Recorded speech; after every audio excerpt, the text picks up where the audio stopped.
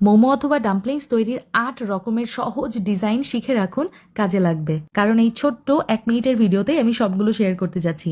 আচ্ছা, শাড়ি কিংবা লুঙ্গিতে কিভাবে কুচি করতে হয় সেটা তো জানেন, ব্যাস তাহলে আর কিছুই লাগবে না। সব রকমের ভাঁজ আপনি ইজিলি পেরে যাবেন। প্রথম ভাঁজে আমি যেটা করেছি, শুধু সামনের অংশে কুচি করে নিয়েছি, ব্যাস। প্রথম ভাঁজ আমার রেডি। এখন দ্বিতীয় ভাঁজটা দেখেন। দ্বিতীয় ভাঁজে আমি ২ পাশে কুচি করব। সামনে এবং পিছনে কুচি করে নিলেই তৈরি হয়ে যাবে মোমো তৈরির দ্বিতীয় ভাঁজ, দ্বিতীয় ডিজাইন যাকে বলে।